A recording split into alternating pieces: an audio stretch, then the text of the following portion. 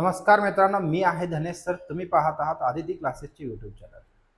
आजचा व्हिडिओ आहे क्लासेसच्या संदर्भात आणि क्लासेसमध्ये शिकवणाऱ्या शिक्षकांच्या संदर्भात, शाळेतील असलेल्या शिक्षकाच्या संदर्भात. शिक्षणाचा बाजारीकरण होत आहे हे आपल्या प्रत्येकाच्या डोळ्यासमोर दिसत आहे. शिक्षक जे आहेत ते शिकवत पण असतात, शाळेतही शिकवतात, क्लासेसमध्ये सुद्धा शिकवतात. क्लासेस घेण्याची परवानगी शिक्षकाला आहे का? किंवा क्लासमध्ये शिकवणारे शिक्षक शाळेत शिकवू शकतात का? किंवा शाळेत शिकवलेले शिक्षक क्लासमध्ये शिकवू शकतात का? याचे नियम, अटी, कायदेशीर नियम आणि अटी काय आहेत याबद्दल आपण या व्हिडिओमध्ये सविस्तर पाहणार आहोत. चला मग सुरू करूयात. शिक्षण क्षेत्रातील प्रामाणिकपणा आणि व्यावसायिक नियम. या शिक्षण क्षेत्रात प्रामाणिकपणा असणं गरजेचं आहे. शिक्षक हा काय असतो? एक समाज घडवत असतो. समाज घडवत असताना त्या समाजातून काही तुम्हाला उदरनिर्वाहासाठी काही भेटत असतं. ते परिपक्वप्रमाणे समाजाने जे काही तयार केलेलं आहे ते तयार केलेलं आपल्याला भेटत असतं. तेवढ्यातच समाधान वाटायला पाहिजे. पण त्यापेक्षा जास्तीचे मिळकत मिळवण्याच्या नादात आपण काहीतरी चुका करून बसतो आणि आयुष्यात संकटाला सामोरे जावी लागते. आपल्याकडे काही खाजगी शिकवणी आहेत, जसं मीही क्लासेस घेतो, आणि कायदेशीर काही बंधने आहेत, आणि शिक्षकांचा जे काही खाजगी शिकवणी आहे ते शिकवणीमध्ये शिक्षकांची जी काही जबाबदारी आहे ती जबाबदारी सुद्धा महत्वाची असते. मग ते या व्हिडिओत आपण शेवटपर्यंत बघणार आहोत. चला सुरू करूया. मूळ नियम. शाळेतील पूर्ण वेळ, लक्षात घ्या, शाळेतील पूर्ण वेळ शिक्षकांना स्वतःचे व्यावसायिक खाजगी क्लासेस चालवण्यास सक्त मनाई आहे. जर समजा एखादे शिक्षक एखाद्या शाळेत शिक्षक म्हणून रुजू आहेत, पूर्ण वेळ शिक्षक आहेत, तर त्या शिक्षकांना एखाद्या खाजगी क्लासेसमध्ये स्वतःचे खाजगी क्लासेस ओपन करण्यात सुरू करण्यात सुद्धा सक्त मनाई आहे. याच्यामध्ये दोन भाग येतात. एक अट बघूया, दुसरा कायदेशीर चौकटीत बसतो का. कायदेशीर चौकटी काय आहेत ते बघूयात. कराराच्या काही अट आहेत ते बघूया. हितसंबंधाचा संघर्ष आणि स्पर्धक म्हणून काम न करणे, याच्याबद्दल आपण पुढे घेणारच आहोत. त्यानंतर कायदेशीर चौकट, शिक्षण हक्क कायदा RTE ऍक्ट 2009 अंतर्गत आणि सरकारी व प्रशासकीय नियम या दोन विभागणीमध्ये तुम्हाला या पूर्ण विषयाचे, म्हणजे शिक्षक जो आहे शाळेत शिकवलेले शिक्षक खाजगी क्लासेस शिकवू शकतात का, किंवा क्लास शिकवण्यासाठी काही अटी नियम आहेत का. याच्यामध्ये पहिला येतो शाळेचे प्रकारावरून. तुमची शाळा कोणत्या प्रकारचा आहे. एक, पहिला, तुमचा शाळा सरकारी आणि अनुदानित शाळा आहे का. सरकारी शाळा आहे किंवा सरकार चालवत असलेली शाळा आहे किंवा त्या सरकारकडून त्या शाळेला अनुदान भेटत आहे का. असं असलेस तर बाहेर क्लास घेण्यास पूर्णपणे बंदी आहे. पूर्णपणे बंदी आहे. हे महाराष्ट्र नागरी सेवा नियमांचे, म्हणजे सिव्हिल सर्व्हिसेस रूल्सचे थेट उल्लंघन केलं आहे असं समजण्यात येतं. त्यानंतर जर तुमची शाळा जर खाजगी विना अनुदानित शाळा असतील, प्रायव्हेट स्कूल म्हणतो आपण त्याला, ती प्रायव्हेट स्कूल जे असतील तर तिथं सुद्धा RTE कायदा लागू होतो. अधिक शाळेचा करार, एम्प्लॉयमेंट एग्रीमेंट, ज्यामध्ये कॉन्फ्लिक्ट ऑफ इंटरेस्ट आणि नॉन कॉम्पिट अटींचा समावेश होतो. इथे कॉन्फ्लिक्ट ऑफ इंटरेस्ट आणि नॉन कॉम्पिट म्हणजे काय, हे अट काय आहे, आपण पुढच्या थोड्या वेळात बघणार आहोत लगेच. RTE अंतर्गत जर शाळेने जर परवानगी दिली, रिटर्न एग्रीमेंट दिली, तर त्यांना काही सवलती भेटतात. ते आपण तेही बघणार आहोत. पहिल्यांदा हे बघूया की कॉन्फ्लिक्ट ऑफ इंटरेस्ट आणि नॉन कॉम्पिट अटी काय काय आहेत ते बघूयात. चला, याच्यामध्ये पहिल्यांदा conflict of interest. Conflict of interest म्हणजे शिक्षक एका शाळेत शिक्षक म्हणून रुजू होतो. इंटरेस्ट त्याचे शाळेत असायला पाहिजे. जर शाळेतील विद्यार्थ्यावर लक्ष असायला पाहिजे, विद्यार्थी घडवण्यावर लक्ष असायला पाहिजे, पण शिक्षक हा शाळेत जातो फक्त पगारावर जात असेल, पगारासाठी जात असेल, इन्कम या उद्देशाने जात असेल, तर त्याचा इन्कम तर ठीक आहे, पण शिक्षकाचा मेन संपूर्ण जबाबदारी काय असते? विद्यार्थी घडवण्यात, विद्यार्थ्यांना जास्तीत जास्त ज्ञान देण्यात असतो. पण इथं काय होतं? कॉन्फ्लिक्ट ऑफ इंटरेस्ट म्हणजे त्याची इंटरेस्ट काय होते? जर समजा तो बाहेर कुठेतरी क्लासेसकडे गेला किंवा स्वतःकडचे क्लासेस ओपन केला, तर स्वतःचा वैयक्तिक आणि आर्थिक फायदा घेण्यासाठी जर बाहेर पडला आणि त्यामुळे त्याचा पूर्णपणे लक्ष त्याच्या स्वतःच्या क्लासेसकडे, खाजगी क्लासेसकडे जातो. शाळेतील जी काही प्रामाणिक जबाबदारी असते ती प्रामाणिक जबाबदारी शाळेत असणार नाही, कारण शाळेमध्ये लक्ष कमी दिले जाते. जेव्हा शिक्षकाचा वैयक्तिक आर्थिक फायदा शाळेच्या जबाबदारीच्या आड येतो, तेव्हा काय म्हणतात? इथं संबंधाचा संघर्ष झालेला आहे, म्हणजे कॉन्फ्लिक्ट ऑफ इंटरेस्ट झालेला आहे.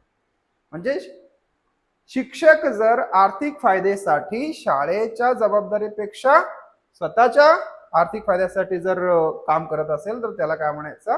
इथं संबंधाचा संघर्ष झालेला आहे. मग शाळेचे नुकसान करून स्वतःचा फायदा करून घेण्याची शक्यता टाळण्यासाठी ही अट तयार केली.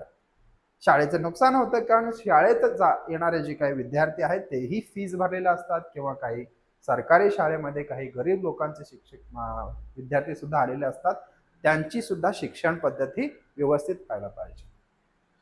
मग तुम्ही शिक्षक या नात्याने जर बाहेर खाजगी क्लासेस चालवत असाल तर पूर्णपणे चुकीचं आहे, कॉन्फ्लिक्ट ऑफ इंटरेस्ट मध्ये जातो.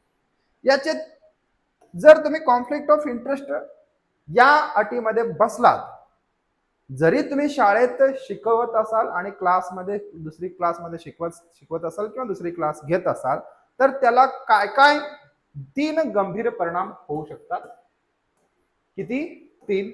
एक, पहिला परिणाम असा होतो की शाळेत कमी शिकवणे. मुद्दाम शाळेत कमी शिकवले जाते. कमी शिकून किंवा महत्वाचा जो काही विषय असतो, महत्वाचा जो कंटेंट असतो तो टाळला जातो, जेणेकरून विद्यार्थी पैसे देऊन त्याच्या स्वतःच्या खाजगी क्लासेसमध्ये शिकवायला यायला पाहिजे, नाईलाजाने. पहिली गोष्ट. दुसरा, पक्षपातीपणा. पक्षपातीपणा म्हणजे काय? जो विद्यार्थी, शाळेतील विद्यार्थी त्याच्या स्वतःच्या म्हणजे जो कोणी शिक्षक आहेत ते शिक्षक जर खाजगी क्लासेस ओपन केला असेल, तर तो स्वतःच्या क्लासेसमध्ये नसेल तर त्याला अजिबात लक्ष दिली जात नाही. म्हणजे क्लासला येणाऱ्या विद्यार्थ्यांना अंतर्गत, ही महत्वाचं बरं का, अंतर्गत परीक्षेत इंटरनल एक्झाम असतो. 10वीला प्रत्येक विषयाला 20-20 मार्क आहेत. प्रत्येक विषयाला 20-20 मार्क शाळेकडे दिलेले असतात. शाळेकडे म्हणजे त्या वैयक्तिक त्यांच्या विषयाच्या प्रती असलेले जे काही शिक्षक आहेत त्या शिक्षकाकडे मार्क्स असतात. ही प्रॅक्टिकल्स किंवा अंतर्गत परीक्षेची जी गुण आहेत ते गुण देत असताना काय केले जाते? पक्षपातीपणा केले जाते. जे क्लासेसमध्ये आहेत त्यांना मार्क जास्त देणे, नसलेल्यांना कमी देणे, असं होऊ शकतो. त्यानंतर वेळ आणि ऊर्जेचा वापर इथं महत्वाचा आहे. तुम्ही ज्या शाळेत शिकवत असतात त्या शाळेत पूर्णपणे 100% द्यायची गरज असते.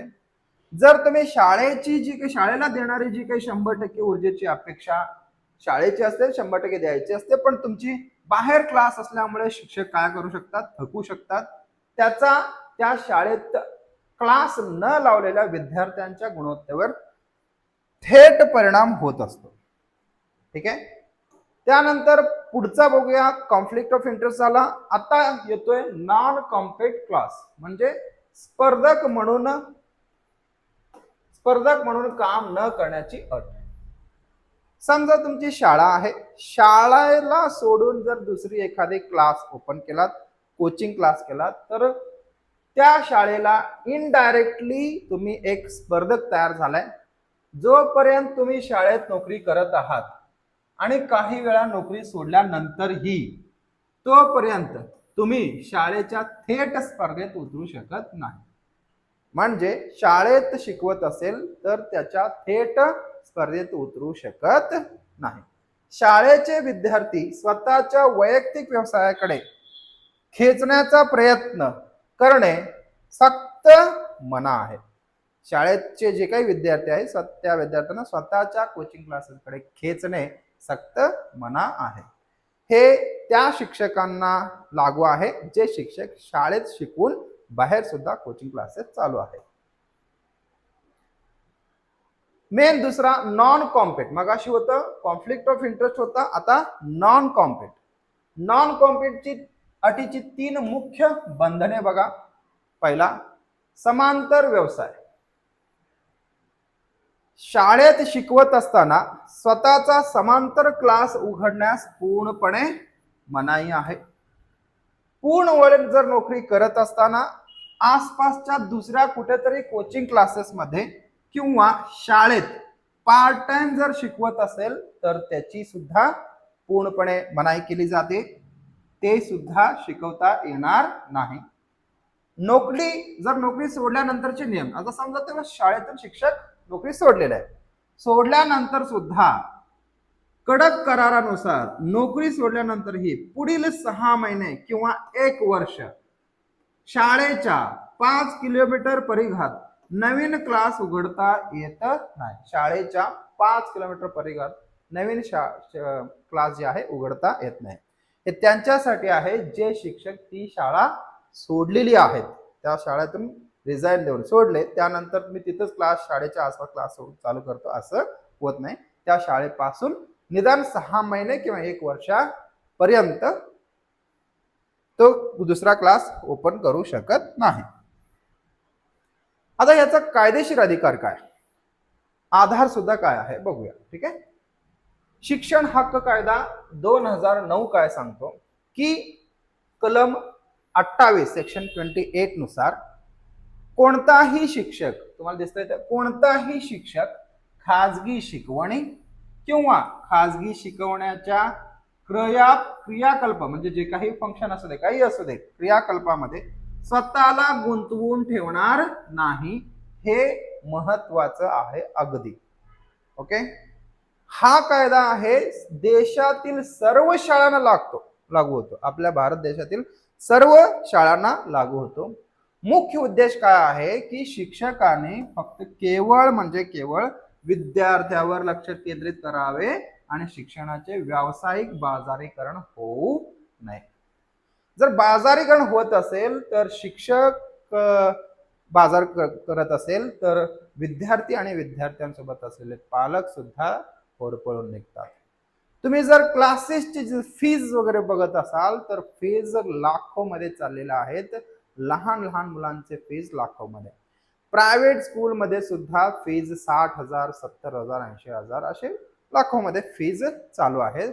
ते फीज चालू असताना सुद्धा शाळेची जी जबाबदारी न घेता बाहेर क्लासेस ओपन करून त्याच्यात सुद्धा आर्थिक अवडंबनपणा चालू आहे. मग कारवाई काय होऊ शकते याच्यात? शिक्षकाला नोकरीवरून कायमचे बडतर्फ केले जाते, म्हणजे पूर्णपणे काढून घेतले जाते जर कळलं तर. सरकारी व अनुदानित शिक्षकावर थेट निलंबन, सस्पेन्शनच होते, पूर्णपणे सस्पेन्शन होते आणि शिस्तभंगाची कारवाई सुद्धा होऊ शकते.